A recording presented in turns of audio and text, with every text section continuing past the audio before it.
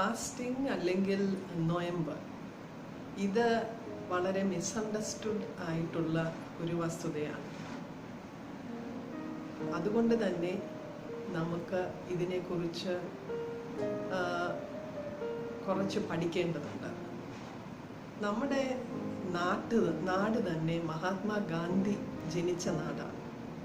മഹാത്മാഗാന്ധിയുടെ തത്വം തന്നെ നിരാഹാര സത്യാഗ്രഹമായിരുന്നു. പല രാഷ്ട്രീയ നേതാക്കളും ഇപ്രകാരം നിരാഹാര സത്യാഗ്രഹം ചെയ്യുന്നത് അക്രമത്തിനേക്കാൾ നല്ല ലക്ഷ്യത്തിലെത്തും എന്ന് വിശ്വസിക്കുന്നുണ്ടാണ്. വേദപുസ്തകത്തിൽ, പഴയ നിയമത്തിൽ, ലേവ്യ പുസ്തകത്തിൽ ദ ഡേ ഓഫ് അറ്റോൺമെന്റിൽ ഉപവാസം, അനുതാപ ദിനം എന്ന് പറയുന്നത് ഒരു റിച്വലായിട്ട് തന്നെ മാൻഡേറ്ററി ആയിട്ടുള്ളതായിരുന്നു.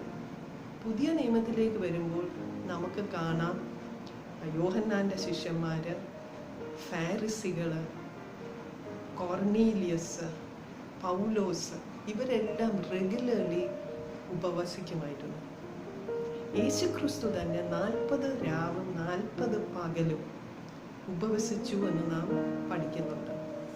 ഇസ്രായേലൈറ്റ്സ് ഉപവസിച്ചപ്പോൾ അവർ ദൈവത്തോട് ചോദിക്കുന്നുണ്ട്, ഞങ്ങൾ ഉപവസിച്ചിട്ടും എന്തുകൊണ്ട് ദൈവം തങ്ങളെ ശ്രദ്ധിക്കുന്നില്ല എന്ന് യെരമ്യാവ് ചോദിക്കുന്നുണ്ട്. അപ്പോൾ ദൈവം തന്നെ അതിന് മറുപടി പറയുന്നുണ്ട്, നിങ്ങൾ അങ്ങോട്ടും ഇങ്ങോട്ടും വഴക്കുണ്ടാക്കുന്നതുകൊണ്ട്, യുദ്ധം ചെയ്യുന്നത് കൊണ്ട് ഈ ഉപവാസം അതിനായിട്ടുള്ളതാണോ? നിങ്ങളുടെ സ്വന്തം കാര്യങ്ങൾ നേടാൻ വേണ്ടിയിട്ടാണോ? സെൽഫിഷ് എൻസിന് വേണ്ടിയാണോ ഈ ഉപവാസം ചെയ്യുന്നത്?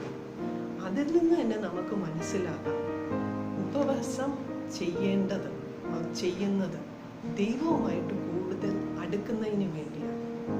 ആ സമയം നമുക്ക് ദൈവവുമായിട്ട് സംവാദിക്കാൻ വേണ്ടി ഉപയോഗിക്കാം. പരിശുദ്ധാത്മാവിൻ്റെ പ്രവർത്തനം എങ്ങനെ എന്ന് മനസ്സിലാക്കുവാൻ നമുക്ക് ഈ സമയം ഉപയോഗിക്കാൻ കഴിയും. നാം ഭക്ഷണം വെടിയുമ്പോൾ അല്ലെങ്കിൽ ഉപവാസത്തിൻ്റെ ഭാഗമായിട്ട് വേറെ എന്തെങ്കിലും വെടിയുമ്പോൾ ചിലപ്പോൾ നമുക്ക് ഏറ്റവും ഇഷ്ടമുള്ള TV സീരിയൽ കാണാതിരിക്കുന്നതായിരിക്കും, അല്ലെങ്കിൽ സിനിമ കാണാതിരിക്കുന്നതായിരിക്കും. ഈ വെടിയുന്നതിലൂടെ നമുക്ക് ഒരു ശുദ്ധീകരണം വരണമെങ്കിൽ ആ സമയം നമ്മൾ ദൈവത്തെക്കുറിച്ച് ചിന്തിക്കുകയും ദൈവവചനം പഠിക്കാനും ഉപയോഗിക്കുമ്പോൾ മാത്രം. അതുകൊണ്ടൊരു ഉപവാസം ഒരു റിച്വലായിട്ട് എടുക്കാതെ യേശുക്രിസ്തു പറഞ്ഞതുപോലെ നമ്മുടെ ശുദ്ധീകരണത്തിനായിട്ട് ഉപയോഗിക്കുമ്പോൾ അത് അർത്ഥവത്താവും. ദൈവവുമായിട്ട് കൂടുതൽ അടുത്ത ബന്ധത്തിലേക്ക് കൊണ്ടുവരാൻ നമ്മുടെ നൊയമ്പ്, നമ്മുടെ ഉപവാസം ഉപകരിക്കട്ടെ. ഇത്ര ദിവസത്തേക്ക് ഉള്ള ഉപവാസം 50 ദിവസം 41 ദിവസം എന്ന് സഭ നിശ്ചയിക്കുന്നുണ്ടെങ്കിൽ പോലും നമ്മുടെ ഇഷ്ടാനുസരിച്ചും ആഴ്ചയിൽ ഒരിക്കൽ പോലും നമുക്ക് ഭക്ഷണം വർജിച്ച്, അല്ലെങ്കിൽ നമുക്കിഷ്ടമുള്ള ഇറച്ചിയോ മീനോ വർജിച്ച് ആ സമയവും ആ റിസോഴ്സസും ദൈവവേലയ്ക്കും ദൈവത്തെക്കുറിച്ച് ചിന്തിക്കാനും ഉപയോഗിക്കുമ്പോൾ നാം തീർച്ചയായിട്ടും അനുഗ്രഹീതരായി. ഈ നൊയമ്പിൻ്റെ നാളുകൾ തുടങ്ങുമ്പോൾ നൊയമ്പിനെക്കുറിച്ച് കൂടുതൽ പഠിക്കുവാനും നൊയമ്പിൻ്റെ അർത്ഥവത്തായ രീതിയിൽ അത് ജീവിതത്തിൽ പ്രാവർത്തികമാക്കാനും നമ്മുടെ പരിശുദ്ധാത്മാവ് നമ്മളെ ഓരോരുത്തരെയും സഹായിക്കുമാറാകട്ടെ.